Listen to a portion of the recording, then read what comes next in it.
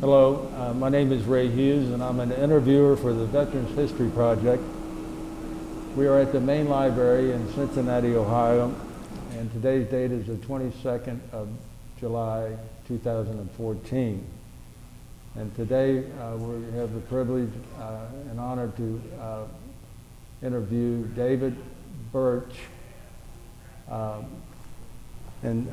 Dave, if you would, give us a little biographical background about where you were born, and we'll start right there. In 1948, I was born in Covington, Kentucky, at St. E's Hospital. What date? February the 5th, 1948. You want me to go through the whole? Sure. And who were your parents? my father was Harry Birch, and my mother is Charlotte Birch. I was the third of 4 children. I had my brother Harry and my sister Charlene, and of course me, the third, and my little sister Sylvia. School? Yeah. What schools? I went to St. Anthony's out in Charter Mill up to the 2nd grade, and then we transferred to Holy Cross in Latonia. Oh, yeah. I graduated from Holy Cross High School in 1967. Worked at the post office for 2 years and was drafted. In 1968, the draft came after me. And I asked my mom, I said, what the hell is this? A draft card, what am I gonna do? She goes, you're gonna go. I said, really? I gotta go? She goes, yeah, you're gonna have to go or go to jail. So I said, oh, Christ. That's the height of the Vietnam War, isn't it? Yeah. So I went to the draft board, and they said, yeah, you're going to leave June in '68. And I said, isn't there any way I can get an extension? In the meantime, my 2 friends came from their job and said, David, you don't want to go in. You'll get killed over there. And I said, no, I'm worried about that. They go, come on, we'll join with you, and you add another year and you can get a schooling. And I said, in what? I don't know what the hell schooling and what. They go, in communications. You can be in communications. I go, well, okay, let's do that then. So I signed up another year. Instead of being U.S., I was RA. That's a 3-year in the Army. U.S. signifying drafted, and R.A. regular Army. Regular Army. Uh-huh. Yeah. So these guys basically saved my butt. I would have been a grunt. I probably got killed over there. No doubt about it, in my mind. So when did you actually join the Army? It was in November of '68 is when I joined. Okay. And 68. Where'd they send you then? Fort Dix, New Jersey, basic training. And I stayed there for, 8 weeks of training is nothing in the Army. It's nothing. So after that, then they sent me down to Fort Gordon, Georgia for communications. That was in 68, 69, yeah. 69 of April 69 for communications. So I did my stint down there for 8 weeks. And then I had 30 days leave, and then I was off to Vietnam. May the 12th, 1969, shipped out to Vietnam. And what rank were you then? It was just a regular E1. No, E2. I made E2 in basic because of my physical activity. Yeah. Oh, you were an athlete then. Yeah. You are now. Yeah. Worked out a lot down there, and so Fort Gordon, Georgia, AIT training, and then we shipped out in May 12th. I was in Vietnam on May the 12th. Stayed at the Long Binh. When you went to Vietnam, where did you arrive at your first place? Well, we flew into Long Binh, Ben Lai Air Base outside of Saigon. And I stayed here for 3 days, and they shipped me down to Vung Tau. That was my battalion. This is all new to me. So I'm down at Vung Tau. What battalion is that? That's the 1st Signal Battalion. Okay. And this stuff's all coming back to me now. Right. So I'm down there, and I don't have a place to stay yet. I don't have a base camp to go to. This colonel comes up to me, and, well, let me back up a little bit. They put me in a barracks. It was dark barracks. And I hear this screaming and yelling. And this guy goes, yeah, I killed him. I killed him. Because they had a black dude handcuffed to a bed. He had fragged a bunch of civilians. And he was getting ready to be sent to prison, I guess, or whatever. By frag civilians, you mean he killed? He killed the civilians with a grenade, flew a grenade in the hooch, I assume. So this colonel, the next day, I'm like, God, get the hell out of here. And so this colonel comes and gets me personally. And I'm sitting shotgun with a shotgun. He says, you're going to come with me. You're with me. I go, why me? You know, just me. It wasn't a bunch of other GIs, it was just me. So my orders is to go to Bearcat, all the way north, up by Cu Chi. And from Vung Tau to Bearcat, I'm sitting shotgun. And I needed a haircut. Well, this colonel keeps harassing me. He says, you know, when you get up here, you're going to have to get your haircut. I said, yeah, I know, thanks. Yeah, okay, sir. We're going through all these villages, and I got the shotgun. Kids are giving us the peace sign. Some kids are throwing rocks at us, spitting on us. Vietnam people? Yeah, the villagers, as we're heading up to Bearcat, which was the 25th Infantry Division. It's where the Michelin rubber plantation was at, right inside all that. And he says, you know, you're going to get a haircut when you get up. I said, yeah, yes, sir, I'll get one. Shut up, will you? Okay, I'll get one. So we get up there. This is a long story because it goes back to the next year. That's all right. When I was, they basically used me. I knew this, found out a year later. They used me as a CIA agent because I worked for the post office. And on my personnel records, it said I was a federal employee. Well, they had black marketing going on up there. I didn't know none of this stuff until my second tour, when I ran into my first sergeant, my second tour up in Nha Trang. Anyway, I'll get to that in a second. So we're going up to Bearcat. We finally made it up there, and the colonel takes me in, and he's showing me my communications center. I'm going to be stationed there with the 25th Infantry Division. A lot of Chicanos in the 25th. Man, nothing but. And it scared the hell out of me. I'm first in country. Man, this place sucks. You know? Chicanos, what? You know, Mexicans. Right. And that's the whole 25th Infantry was just filled with those guys, grunts. Mm-hmm. And they were going out every day on whatever they were doing. So they take me into this bar. They had a plush bar in the jungle with mirrors and bar stools. And so we'll walk in there, the colonel takes me in there, and why am I'm getting this kind of special treatment.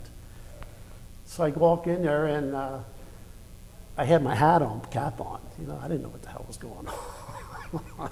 I knew I was going to have to be there, but he says, the guy behind the bar goes, he was a sergeant, and the colonel's next to me and some other captain.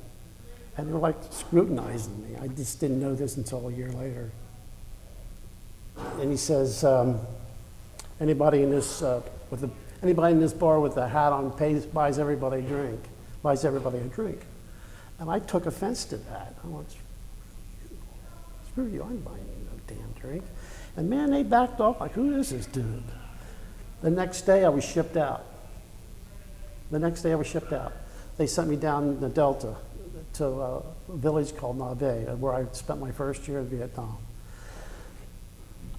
And when I was down there, I'm staying with the Navy, in the Brownwater Navy, and the SEAL Team 2. I'm just an Army dude, communications detached to the Navy now. They got rid of me. I found out later. You want me to tell the story about it, or you want me to go ahead. Tell the whole story? Yeah. So my second tour, I'm going to tell you more about the first tour, but my second tour, I'm up at Nha Trang, Nha Trang Air Base, and we're saluting the flag at noon. me and this first sergeant, and I looked up and I said, damn, there's my first sergeant that I was with in Naval. I said, Sarge, after we all saluted and everything. I said, did you guys think I was a CIA? He said, I didn't. I knew you weren't. I knew you weren't. I knew you the whole time because you're a good guy. You weren't CIA. I said, what's all that about? I said, they sent me to Barricade. Should be bad. Well, I guess they used you to break up the black marketing that was going on up there. You were supposed to be like a little CIA agent snitch or something, I guess. I go, you're kidding me. No kidding.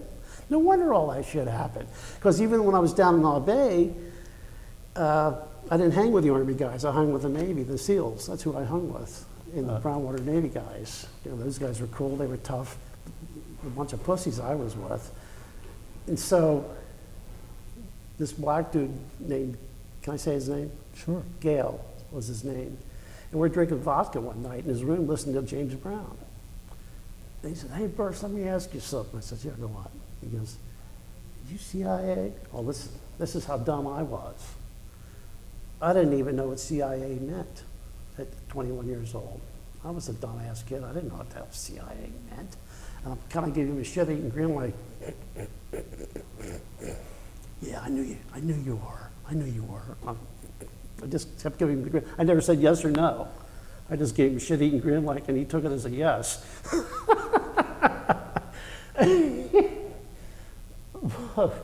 But I guess they all assumed at that time in '69 that it was, because they let me have a Jeep to go to Saigon. I could, anything I wanted. Anything I wanted, because I guess they thought I was a spy or CIA agent. And it worked in my Worked in your favor, didn't it? It did. I got anything I wanted. And I got to go to Saigon. I'd go to the presidential hotel and swim at the top, exercise. I had my weights there. I bought weights in Saigon. I took 2 50-pound dumbbells from my house in Covington in my duffel bag and took them to Vietnam with me because I was afraid I wouldn't be able to work out. And I was freaking out, thinking, no, I got to work. I got to have some weights. So I went to Saigon. I bought weights. I had my own little gym and everything. I ran along the Saigon River every day, a 2-3 mile track. But that, isn't that funny? Yeah. It blew my mind that a colonel picks me up personally from Battalion down in Vung Tau, takes me all the way up to Bearcat, harasses me about my haircut, gets me in there, and then they all were looking at me. Only 3 of them, nobody else in the bar, just me and captain, a colonel, and a sergeant behind the bar, and says, anybody with their hat on buys a drink, and I went, screw you. I said more than that. Right. Just, you know. And then they just backed off, like, oh, fuck, let's get rid of this guy. And they did. They got rid of me.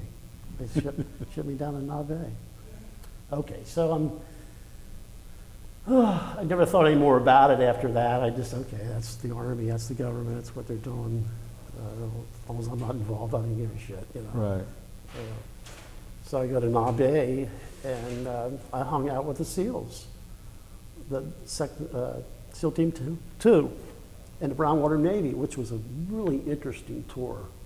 God, it was interesting. We never got hit there, although we lost ships coming in through the channel, up the channel. The Viet Cong would mine our harbor, and we lost 2 or 3 ships in there, and we'd have these minesweepers coming up and down. Did I tell you about that? Ever tell you about the minesweepers? Tell that story. Made out of wood, and they would sweep. They call them sweep. That's what they do. They'd sweep the canal, and we'd throw concussion grenades into the Saigon River and blow up.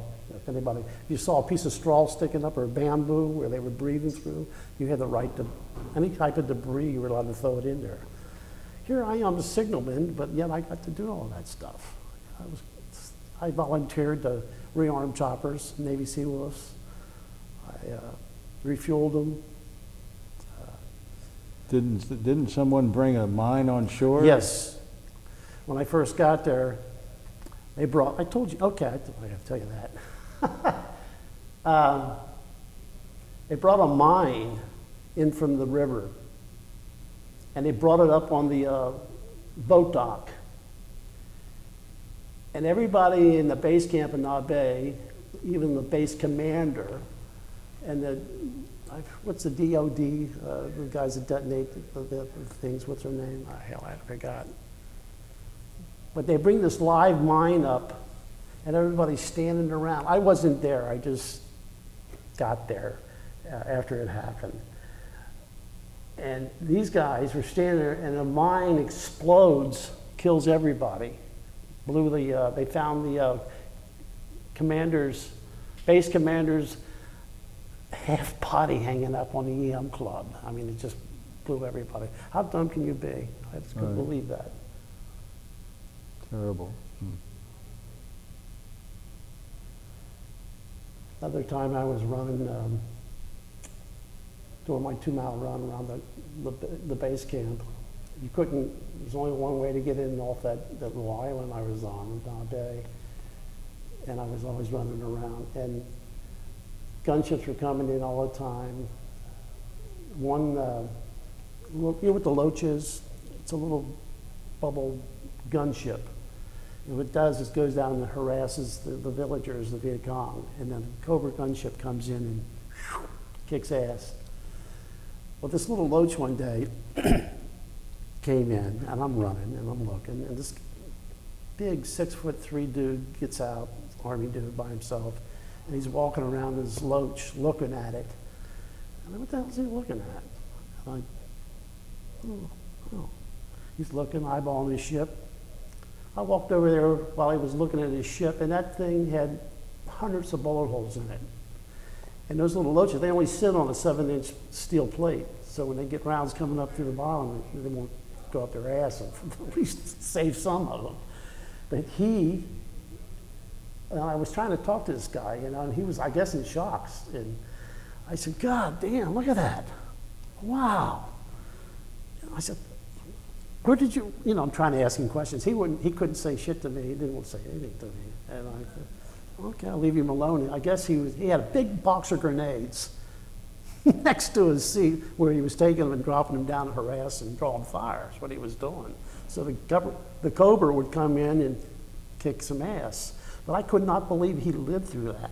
That gunship, that little Loach ship that he was on, was just pilfered with holes. Unbelievable. But he never did speak to me, and I kept saying, hey, you know, like he didn't even see me or hear me. He was just so engrossed into his ship, which I couldn't blame him. Right. You know. Oh, man. Okay. Let's see. I could go, we got the SEALs, I got so tight with them that they would, when they were out on patrol down along the river, they liked me a lot. They take me to their parties. You know, nobody else was allowed to do what I could do with them. They trusted me. Plus, I worked out with weights, and they liked all that shit and running. Right. But they had captured a bunch of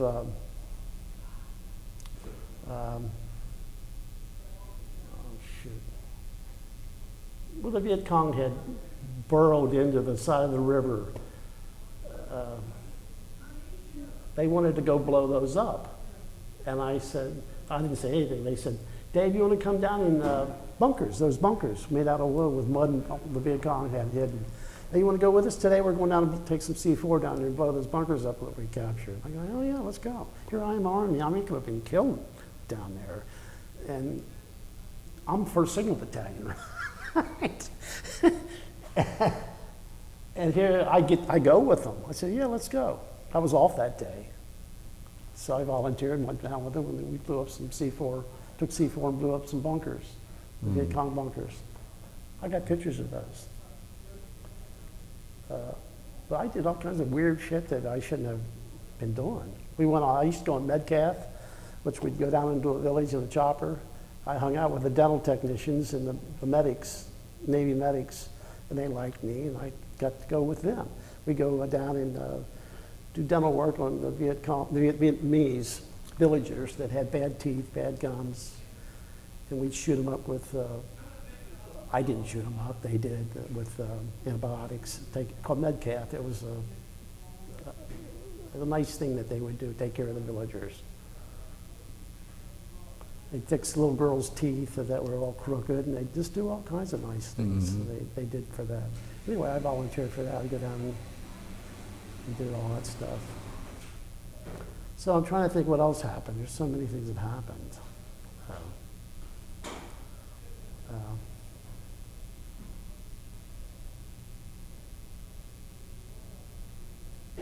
But that's the news story is up at Bearcat, up in Michelin rubber plantations.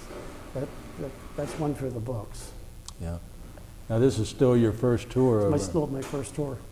Yeah. Yeah. What was your real job other My than real job was I was a switchboard operator, MOS 72 Charlie, and I worked with TOC outside of Saigon, top secret stuff, you know, and they were. Oh, my first night there as a switchboard operator, I had 5 Vietnamese girls underneath me, and they put me on the night shift. So,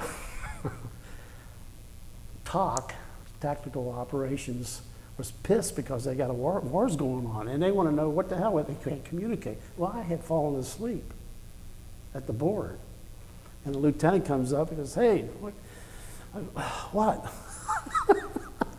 He goes, "You dumbass." He says, "The guy's out there getting killed. You better start in." I said, "Oh, okay, sir." He says, "If this happens again, you're going to be whatever, you know, they're going to do to me." So it never happened again. It was my first night working on a night shift. So that was a neat little story. Yeah. But that was interesting. I talked to the brass from all over Vietnam on that communication system. It's amazing. Which led me into top secret at my second tour. I got involved in something even higher than that. Okay, let's see.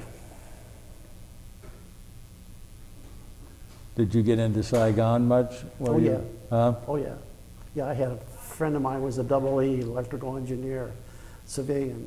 They made good money over there, and he had his own hotel. I'd go in there and get screwed up, drinking vodka and staying there. And my buddies came down from the north. I had 3 of my friends were in school with. We were drafted together. We all got together.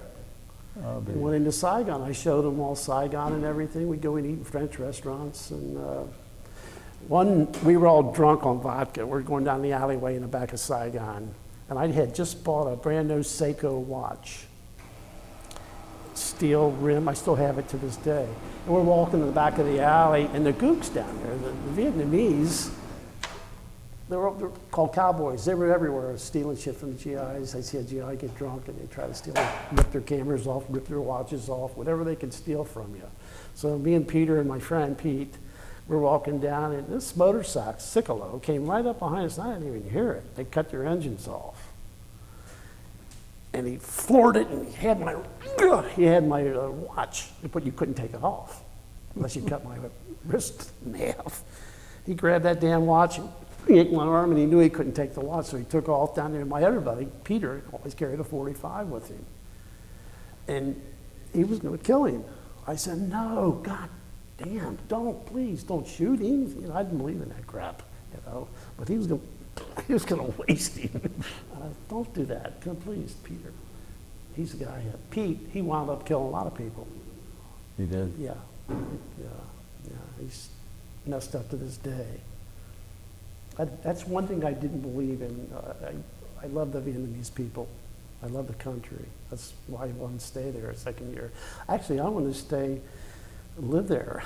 I liked it so much over there. It was so nice. Of course, I wasn't a grunt. I didn't kill anybody. I didn't want to hurt anybody. You know, I just didn't believe in that. I was one of those pacifiers. I have those love beads on my neck. I was one of those guys. I didn't believe in I didn't believe we should have been there. I really didn't. Nevertheless, you did your duty, though. Yeah. So, all the neat swift boats on the river, I remember they brought 5 Mike boats in, aluminum hauled, with 40 millimeters mounted on the front, brand new, brought into our port. And they were getting crews ready to go in there and take each ship over with their own captain, and they all had pet monkeys. It was cool, and their own little flag, but these are called Mike boats. Are you guys familiar with a Mike boat? You ever No. heard of them? They were aluminum, but they were armed to the gills. They had 40 millimeters mounted on the front, port starboard. Amazing. So about, I guess they're going out on patrol and they're coming back. I don't know, 3 or 4 weeks later, 5 weeks later, they were bringing these Mike boats back in, all shot up. Crews killed left and right. There were suicide runs. Those boats would go up the tributaries off the Saigon River looking for Charlie. And they literally got wiped out. The only thing that saved them was they call a Navy Seawolf to come in and get them out of that jam. And by then it was too late. I've seen many of those Mike boats, brand new, come back just brittle, just shot up, no good. Man, I knew a lot of guys on there.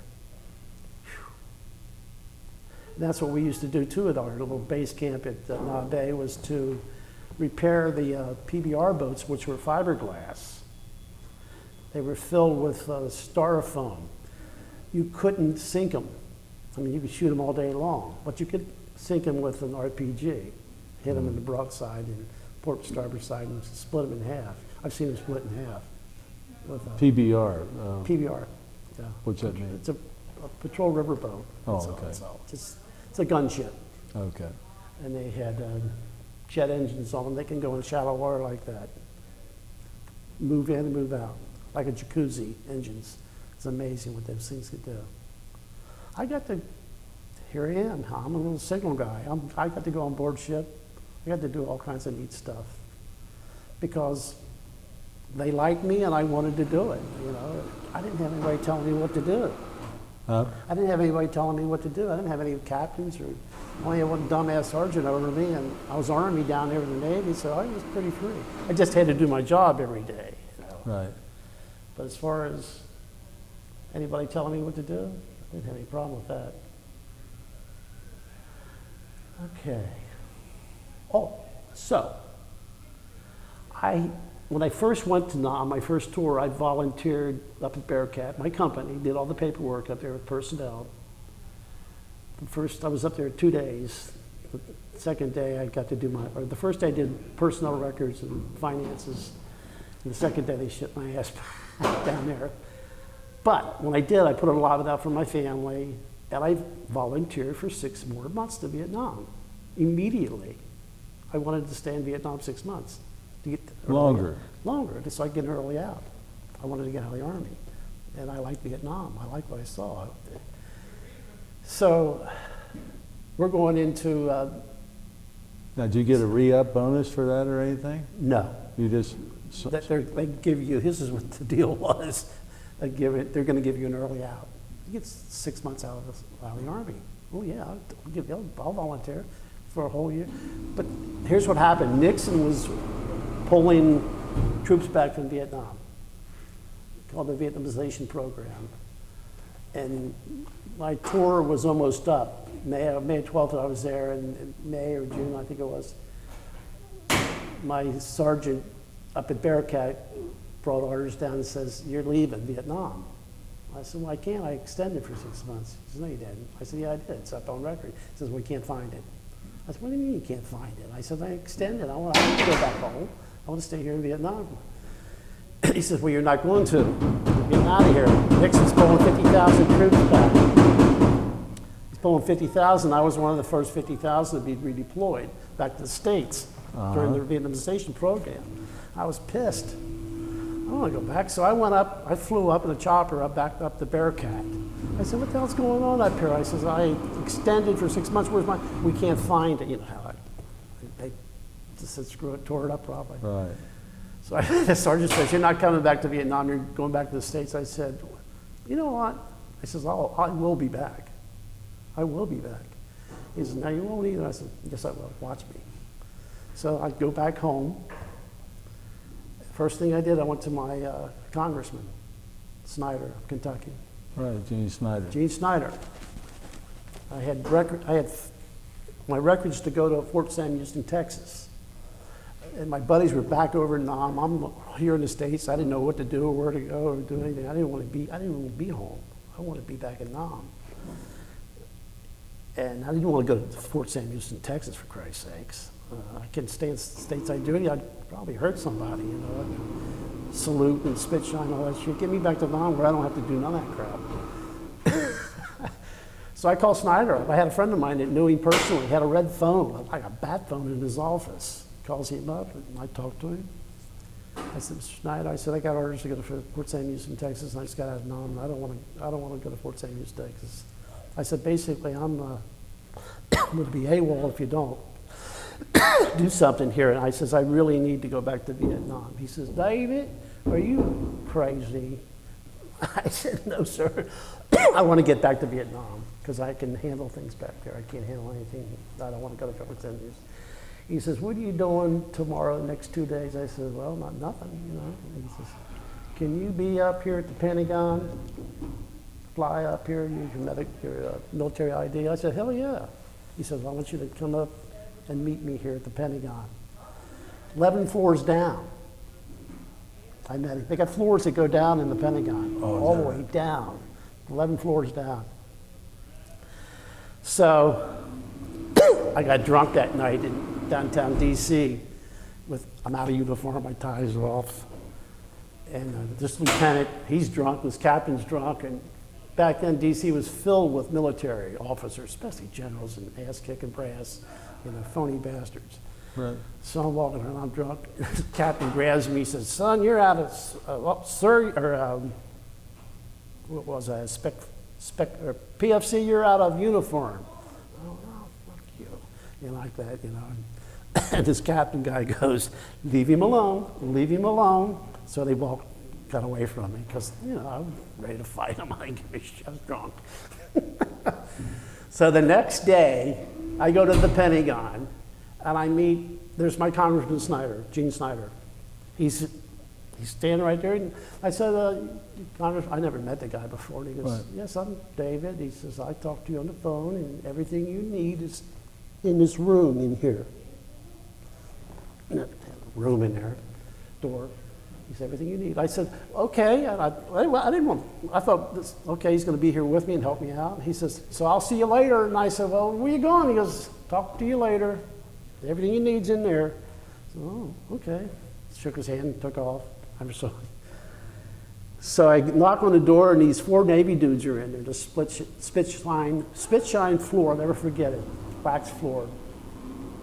He says, are you the dude that wants to go back to Vietnam? I said, yeah. He says, you don't want to go back to Vietnam? I said, well, yeah, I do. Yes, I do. We'll send you to Hawaii, Japan, Germany. Hey, where you want to go? We'll send you. That must have been the place. I said, I just want to go back to Vietnam. Man, you're crazy. You don't want to go back to. I said, yeah, I do. Can you get me back to Vietnam? I said, you get me to Benoit Air Base or Nha Trang Air Base or any of the bases. I said, I can handle everything from there. Just get me back. Okay, man. Within 10 minutes, they had computer cards, and records, and everything all filed up for me. Perfect, exactly what I wanted. I'm like, yeah. Anything I could have gone anywhere, Japan. They wanted to give me something great, and I just, I had a congressman out there pulling strings. I had all that shit. I wanted, I just get me back to Nam. They go, this fucker's nuts. So I get back. I flew to Fort Lewis, Washington, went back to Vietnam, and got where my 2 buddies were at. You got what? I went back where my 2 buddies were at. Uh-huh. And by then, they were back home. I'm already over in Nam now, and I called them up on the phone. I could talk on the phone, I had connections. Right. With my telephone people from Texas to Connecticut. I had all kinds of neat connections. And I said, Butch, Peter, guess what? Where you at, David? I said, I'm in Vietnam. You're kidding me. I said, where you at? And I said, I'm at your base camp. You're kidding me. You're going to be with us? So they were coming back too. They didn't screw with their extension. They had extended too. Oh, okay. So they got their extension. They just screwing with me because I was one of the first 50,000. And my company was an asshole down there. So I got back there and I waited 2 weeks and I got back with my buddies up in Nha Trang Air Base. Up there I got involved in, I had to have a top secret, what I was involved in. Special data quality service. The Pueblo had it, USS Pueblo that was captured. Mm-hmm. The cards, electronic cards that you put in a gray safe. Every morning at 6 o'clock, we had to change the cards. And all the generals that's who I was talking to, was generals from DC. and it was an garble situation. You ever heard of that before? No. They talk, they go, so the enemy couldn't pick it up. They were giving orders over the phone. That's who I worked with. I had to get a top secret to work with that sort of thing. But it was pretty cool. And it was an easy job. And Nha Trang was, to this day, is like a Coney Island up there. I saw it on Google. My little son, we went to visit Nha Trang where I was stationed. They got rides up there. It's all along the beach. It's beautiful, absolutely gorgeous. And the air base is still there, the one I was on. One story is when I was up in Nha Trang, Butch and I, my best friend, I went to school in Holy Cross, and Peter, he was with the 122nd Engineering Division. We're down on the beach at night, and we were smoking some pot. And it was towards the evening, yeah. And this little Vietnamese hooker had a watermelon, and I'm high on marijuana. And we're going back to our base camp on the Air Force Base. And she writes her address. It was my watermelon, not hers. I said, write your address down. I'm gonna go visit her. And she scribbles, cuts her address into the watermelon. So we're screwed up. We're going back to base camp through the front gate where we're getting hit. By then we had JP-4 tanks all lined up along the Air Force Base, jet fuel. And Charlie was up in the mountains all the time hitting us. He was dropping 122 rockets down on us. He had a direct hit on one of those JP-4 tanks. Man, that son of a bitch lit up like you wouldn't believe. Anyway, we're trying to walk through the gate, and I'm screwed up, and everybody else is hitting the deck. Rounds are hitting all over the damn place, and I'm going, screw it, you know. Thought I couldn't be hit. Butch, my friend, he grabs me and throws me down along the roadside into a trench. David, David, he saved my ass twice. Well, 3 times he saved me. Because I'm still walking to the front gate like, oh, you know, screwed up. He threw me down, and shrapnel went flying over the top of our heads while we're laying down in the ditch. Oh, boy. And man, did I wake up. Oh, yeah. God. Jesus. He saved my ass. Yeah. That was... Anyway, up there, I had my whole little outfit, signal battalion up there. Not battalion, but signal. We had a Quonset hut with all our signals for SDQ. We had like 15 guys. I had every damn one of them running every day, working out with weights. I had my weights up there too. Yeah. I had the first sergeant. I had everybody working out. I had them all running. They were drinking sauce. I said, don't be drinking that shit and beer and all that crap. I said, come on. I had them all working out. Lifting weights. I got movie pictures of those. Those are cool. Oh, see. Now, how long were you in Vietnam on your second tour, though? I did 12 months there. Oh, so you did a full 2 years? 2 years, yeah. 24 months I did, total. Yeah. Which, still I got screwed for doing it. I had a 3-year hitch signed up. I don't know if I got 6 months. What's that add up to? 24? Yeah, 6 months, okay, I got that. I just felt like I got screwed, but I didn't care. By the end, I was enjoying it. I was having fun.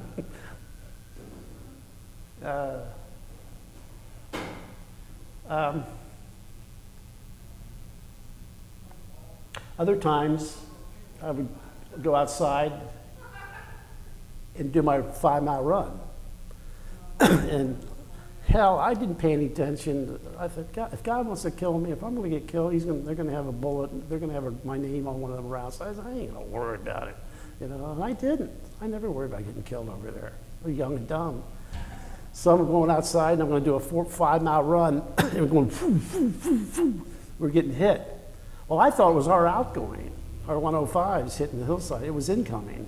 And there, Butch again, Butch, my friend, David, we're getting hit. I said, what? I said, we're getting hit.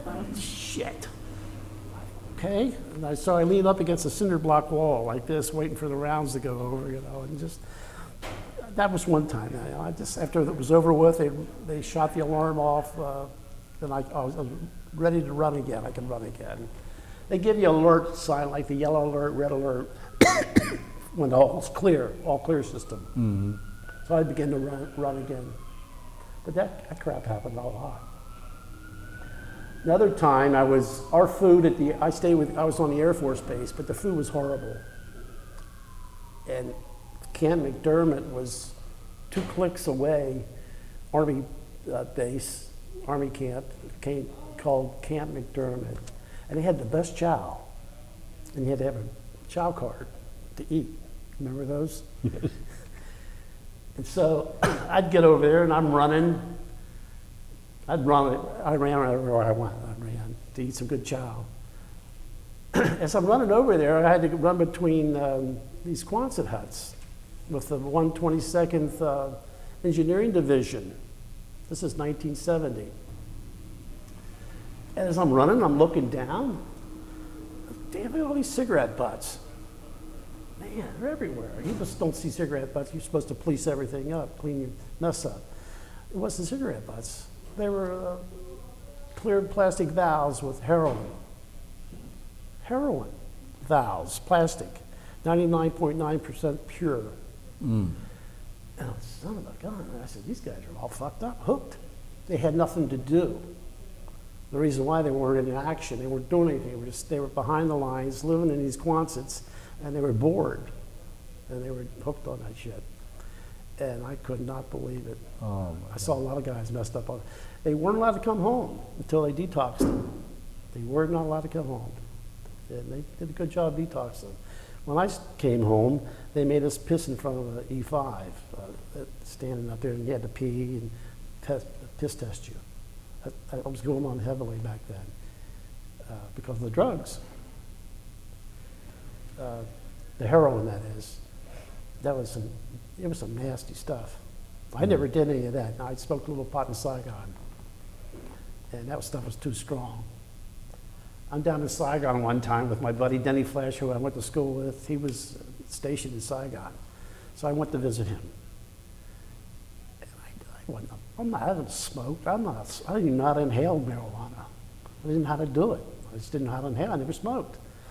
So he had a duffel bag full of pot, marijuana. And I'm up in his little flat, and he goes, here, smoke some of this. And I'm smoking, doing all that crap. I must have went through 5 of them damn joints. Thinking, I thought you were supposed to see colors and stuff like that. Hell, I didn't know what it was supposed to do to you. What's it do to you? Right. So I went out to the back,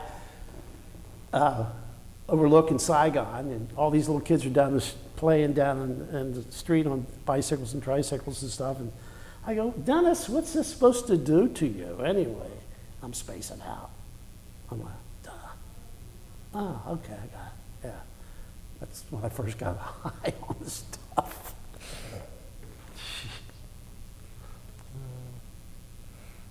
Anyway, I didn't like smoke in my lungs. I didn't like, because I worked out. Well, you've always been a health nut. Yeah, I didn't like that. I never smoked. I smoked pot. It just didn't do anything for me, you know.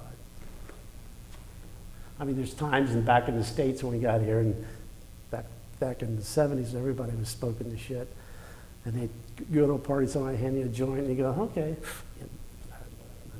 About it. You guys don't remember that, do you? Oh, I do. but you know, I was like you. I was running every day, and I worked out 5 days a week, you know, like you did. Yeah. Did and yeah. But I smoked cigarettes, unfortunately. But so you we're on your second tour now over there. Yep, up in the train. That's where we got hit a lot, on an air base. One time, on my birthday, February the 5th, I was sergeant of the guard. And it was towards the end of my tour over there, my second tour. And mosquitoes were eating me up about 5 in the morning, February the 5th. And I had all these young kids, a lot of them were newbies. And I put that mosquito shit on me, and that didn't do it. The mosquitoes loved that stuff. It was like sugar to them. But anyway, so we're getting hit. from the hillside again. 160 millimeters coming in on us. And these kids are panicking. And I told them, I said, get down in the bunker. Well, I never went into a bunker. Didn't believe in it because I was superstitious. I said, if I go in a bunker, I'm going to get killed. You know, I didn't believe in that. I never went into a bunker. Just like when we get hit, I'd be running around where we were getting hit. I didn't give a shit. But this time, those rounds were coming in so heavily that I dove in the damn bunker. And these kids were all, it was dark. I'll never forget it. And they just got in country and they had their, I'm sergeant of the guard, and I said, they had their clips in their M16s. I said, guys, come on, get those out. They're going to be trigger happy. They shoot somebody. You know? Right. They were scared. I said, get those clips out of your 16s. Come on. No, get them out. You know, I was afraid somebody's going to get trigger happy, start shooting somebody. I'll never forget that. And I think 4 months later, I was out of there after that. What else? Boy, that was, for 21 years old, that was a lot of fun. Thank God I wasn't out in the bush. I'm so sorry for those guys. Yeah.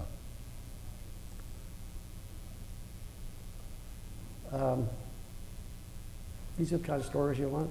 Sure, absolutely. Whatever you feel comfortable talking about. Yeah.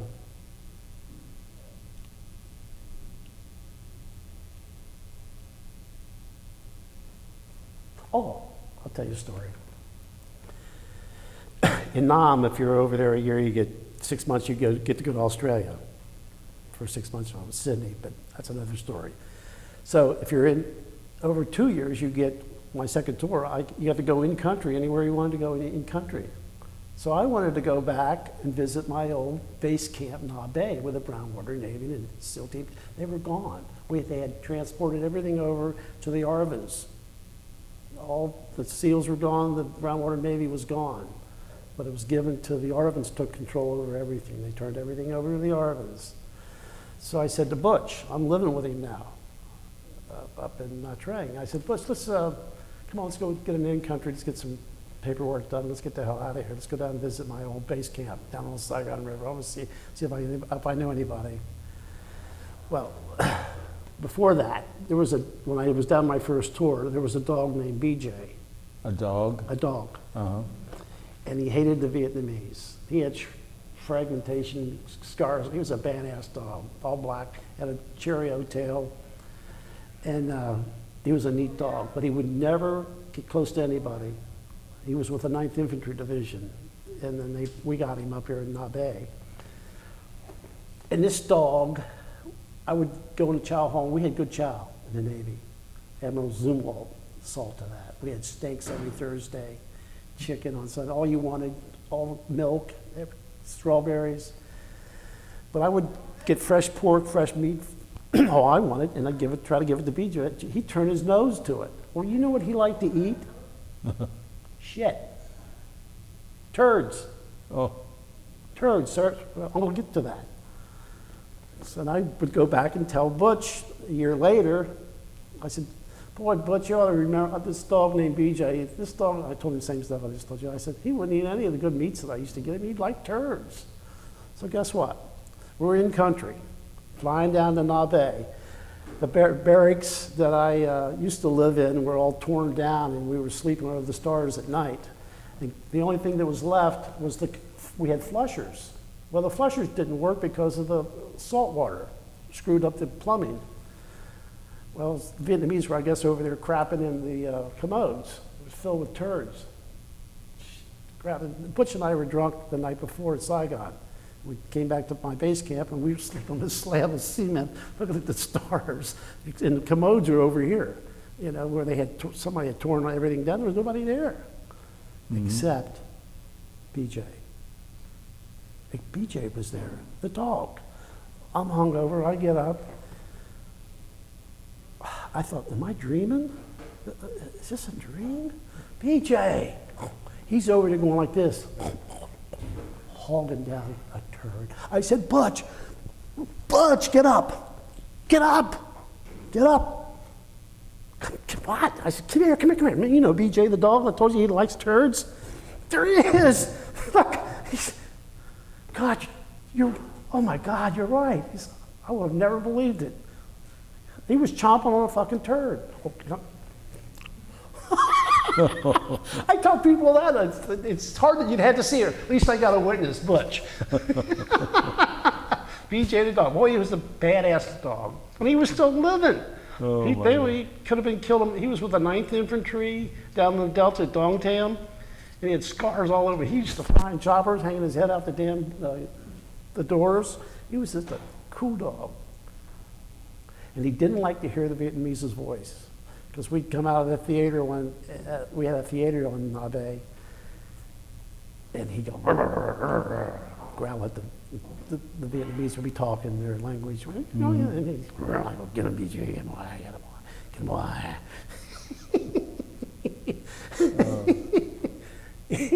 He'd jump on. He didn't jump on him, but he would go. Boy, he was a neat dog. Really a neat dog. But eating turd. That's a true story. I believe you. True story. Had his head down in the goddamn commode and you couldn't get him away from it. Oh, my God. Oh, shit. So you're at February of 1970, so your second tour is about up, correct? Mm-hmm. Yeah. And then I was really working out heavily, trying to keep really looking good. I had 5 rows of my abs where I was cut nice. I was going to get drunk maybe once a month, though drunk. And just working out a lot and just getting ready to go home. Things were just kind of mellow. We'd get hit off and on. And what else would happen then? I just was watching what I was eating and trying to look good when I got home. So can I go get out of there now? yeah. There's nothing going on now in Nha Trang. You know, I'm prepared to get the hell out of there. So we're flying out of there and went to, where was it? Seattle, Washington. We flew into Seattle and got de-roasted out of there. And that's where I got separated from Seattle. So you got discharged as soon as you got home, or back to the States? July the 4th. On the base camp at Fort Lewis, they were throwing firecrackers, and we're all jumping, hitting the deck, laying down, because we just got out of Nam. We weren't even out of Nam a day, and it just, crazy-ass GIs at Fort Lewis, Washington were throwing firecrackers by the dozens, and we're all fucking nervous and jumping and hiding and laying down. Car would backfire, and you hit the deck. Yeah. You know, you just, that just was normal for that. So, Butch and I, we got separated. He said, what do you want to, I said, what do you want to do? I had $3,000 on me. I said, let's go buy a Harley and go down the coastline of California. I don't want to go home. I really didn't. I didn't. And I said, let's just have some fun. But he missed his mom and dad so much. Not that I didn't. Right. I just wanted, I loved the adventure that was happening with me. So I said, let's go to Chicago. So we flew in the jumbo jet, 747. They just came out back then. Mm-hmm. And we flew to Chicago, stayed in Chicago 3 or 4 days, bought a bunch of clothes, and then we went home from there. So you're single at this time? Oh yeah. Yeah. And this But I met... This is 1970, correct? 71. 71. And actually, my wife was only 16 at that time. I wasn't dating her. It was just her brother. I hung out with him before I went in over Nam, and I had him lifting weights, and everybody was around me. I had him working out, and I made him buy a Schwinn bicycle. So I was cross training, bicycling every day on my 10-speed, and I'm good looking, dark skin, built great, and we pull in his backyard. His little sister, my wife to be, is up in the window looking down at us. She told me this later. She goes, I've never seen a body like that before. You know, she was, oh my God. So that was her first sight of me and me of her. And not that I liked her or anything, but I got to be with her months down the road, 6, 7 months when she was 17. And her and I dated in 1972 and got married in 74. And what's your wife's name? Eileen. Her maiden name is McCabe, Irish. But yeah, Eileen McCabe Birch. And anything else you want to know about her? Well, whatever you care to tell us, sure. She just, I put her through school, smart as a whip. Now, you're working somewhere now, though. I'm working at the Veterans Administration. That's what I wanted to get to. I was a security officer over there. At Fort Thomas? No, this is at Cincinnati. Mm-hmm. I retired from Fort Thomas. But I was a police officer over there. They just started a police force at the VA hospital. Because today with the terrorists going on and everything, somebody had blown up the commode at the White House in 1969, and they were starting to find needed security for all these government installations. What Bush did years later, 30 years later, 40 years later. So the VA's starting to they want security. They didn't have, all they had was little night watchmen. So we had to go to Little Rock, Arkansas to become police officers, VA police officers. Couldn't carry guns, but we had our walkie-talkies and everything else, and our handcuffs and our mace and all that. But there wasn't a swinging day that there was always something happening at the VA because of all the Vietnam veterans coming back, screwed up, big time. I've seen them chase them through glass windows, cut their wrist. I've seen guys kill themselves. I've seen them jump out windows. I could write a book about it. I've seen so much. These guys were messed up from Nam.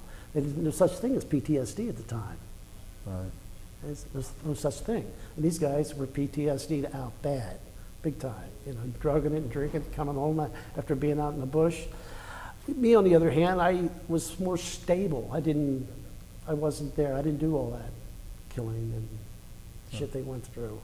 I had my own issues, Right. but I didn't have those issues. Those guys OD'd, killed themselves. I felt so sorry for them. But the psychiatrists over there did not know what to do with these guys. They were at 2, 3 in the morning. I took an M16 away from a black dude one time. He drove his Firebird right up the front steps of the VA hospital, 3 o'clock in the morning. Had his headlights on and had his horn blowing. He needed help. And here I am, everybody else is locking the goddamn doors, and I'm coming down and saying, I knew him.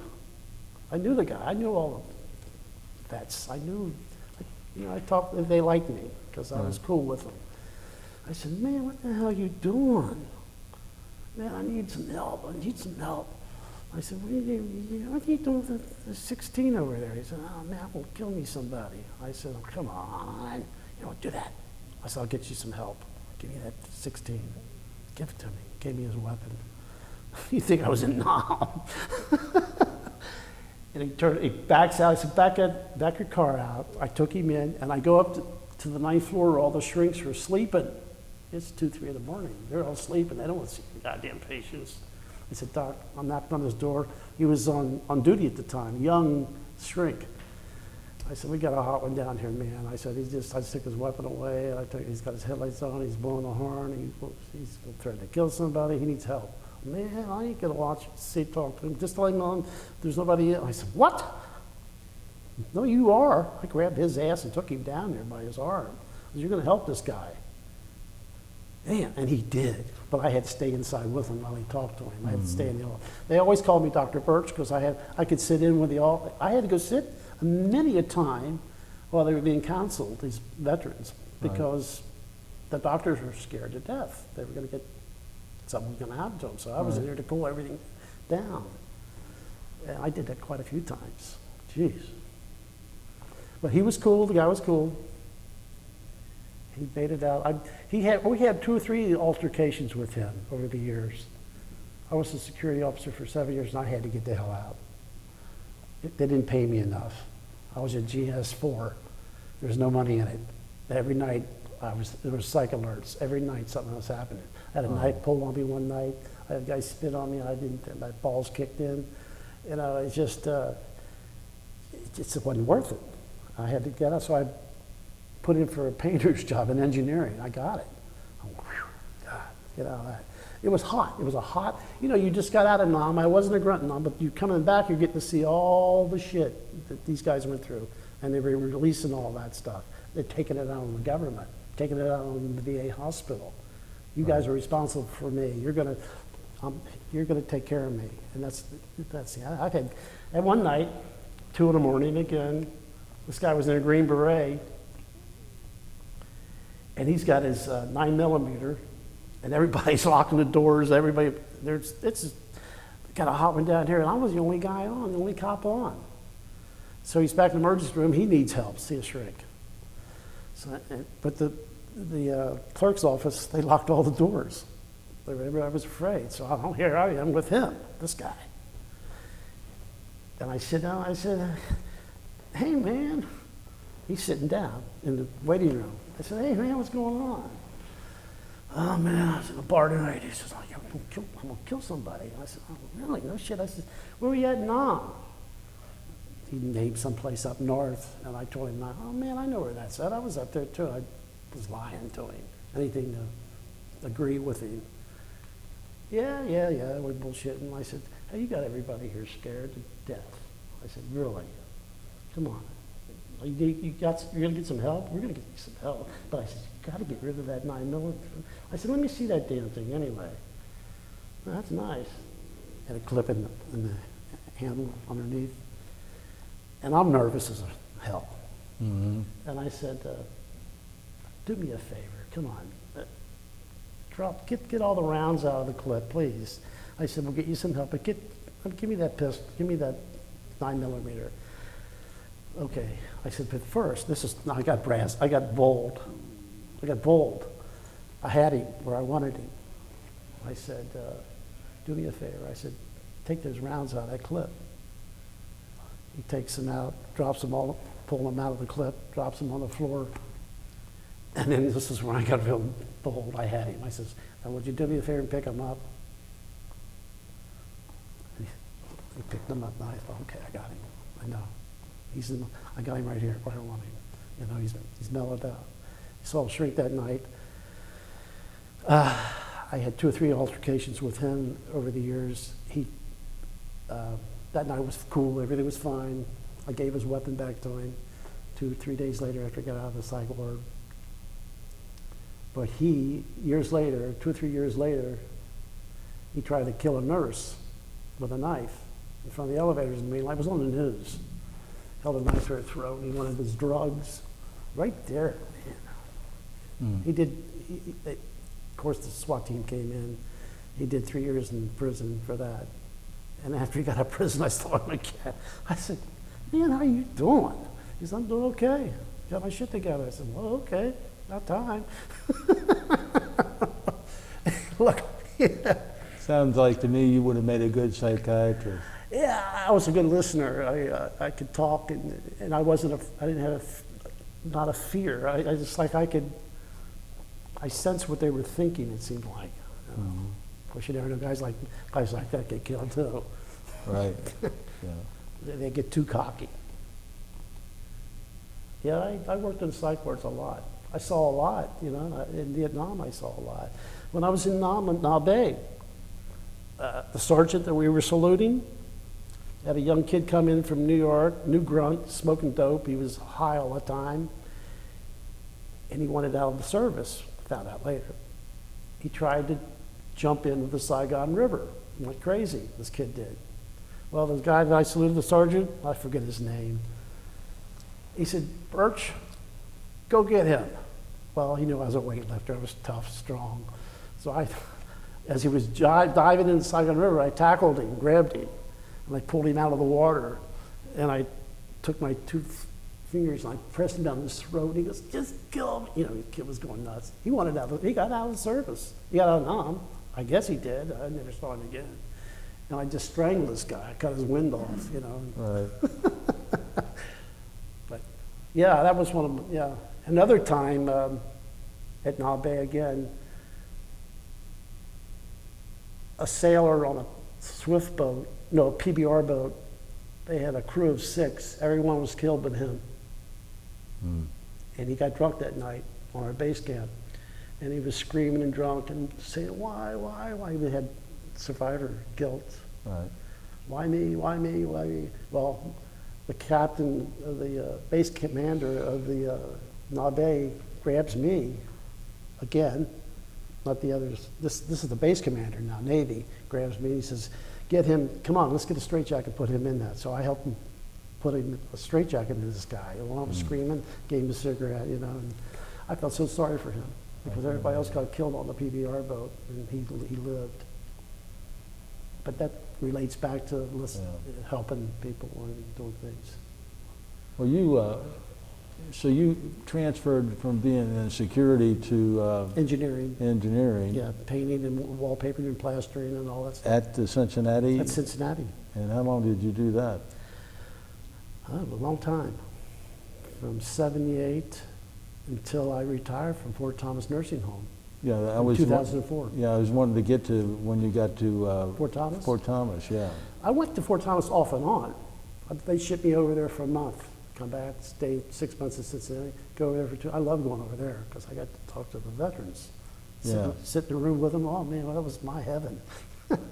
First World War veterans. Right. I got to meet a lot of First World War veterans. A lot. In fact, that seemed like all you saw. You didn't see Second World War veterans over there because they weren't disabled. Right. The First World War veterans were old. Right. And that's who took up the space at Fort Thomas. These old farts. First World War vets. Black Jack Pershing's outfit. Those are the guys I sat with and bullshitted with. Man, it was cool.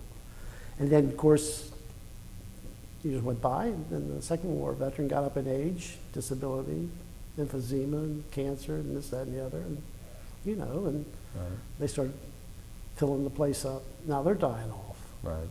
Now did you retire at Fort Thomas? In 2004. 2004? Now, did your wife work? You say you put her through college? Eileen was going to be a phlebotomist, drawing blood. I got her at the VA as a volunteer to draw blood.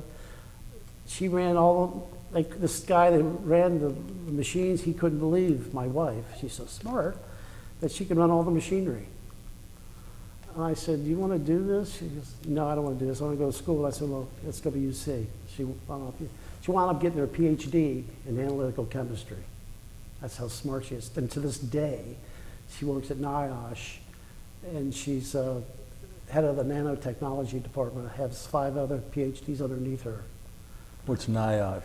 National Institute of Occupational Safety and Health. Oh, okay, yes. It's like OSHA. Right. Only they do the research. They sit down all the laws. They do the research, and she's amazing what she's done. She's done a lot. She'll retire in 3 more years. She's still too young to retire. Yeah. But she's in the military. She's a captain under the Surgeon General. Is that right? Yeah. Oh, I see. Yeah. She wears the Navy uniform every day. Gets the same benefits. She's a captain in the Navy? Yeah. Is that right? Yeah. Pretty high rank. Pretty high rank. 06. Yeah. 06. And she, That's remarkable. yeah. Yes. And she's going to get a hell of a pension here. Now, what's she responsible for doing exactly at NIOSH? Well, when she first started NIOSH, we would go down to the coal mines in West Virginia and Kentucky and monitor the air, the soot, the hydrocarbons.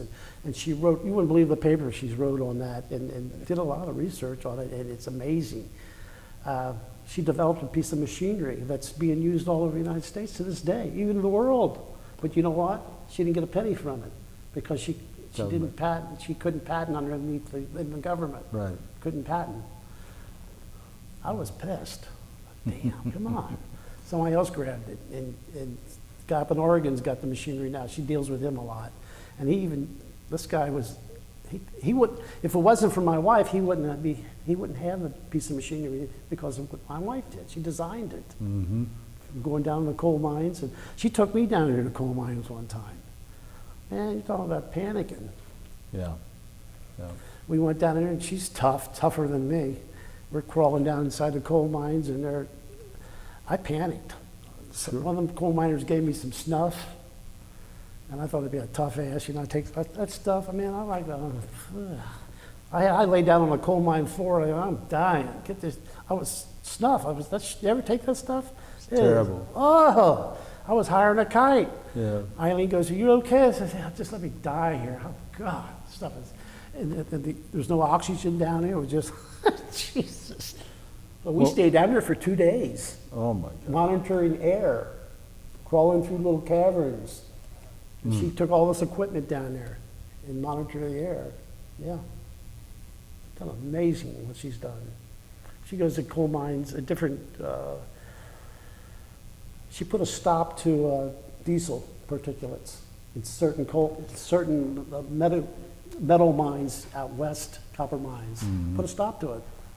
And had to go up to the Senate subfloor and in front of the Senate. I'll be Yeah, doing yeah. Amazing. No. She's very humble. I'm the only one that brags on her. I brag about her. And I don't know half the shit she does, you know. Now you had, but the rest of your family, you have children? Yeah. We had children late. I'll be married 40 years this October. Oh boy. 40 years. 40 And we had years. kids late in life. Quinn is my youngest. He'll be 21 September. Evan be 23 in November. And they're both, one's in UC, Quinn's at UC, and Evan's at Xavier as a senior. And what do you do now? I'm busy, I cook, I clean, I go to the Y every morning. I take Quinn to school. In fact, I got to pick Quinn up here another hour at UC. At UC. He's got his own car.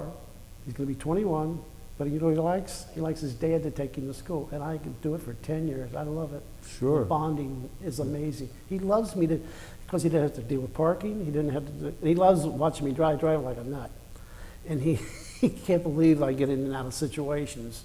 But he just loves it, and he pats me on the back after I'm done, you know. And God, I could do this for 10 years, driving my kid to school. I don't want it to end. Right. So I do that with him. Yeah. I drive him to school, pick him up. I'm the cabbie. Well, we've had quite an extensive interview here today, and it's, I got to tell you, Dave, it's very enlightening, and we appreciate everything that you did while you were in the military, and we appreciate the way you helped the veterans later on in life, even after you got out of the service. Yeah, yeah. Is there anything else you'd like to add to this today? Gosh, no, I'm wore out. Talking, boy, was I running my mouth. No. Well, it's very educational to us and enlightening. And again, we appreciate everything you did while you were in the military and what you did after you came home. You can tell that you're a good man. Thank you. And we Thank you. appreciate Thank you. everything. Thank you. You're welcome.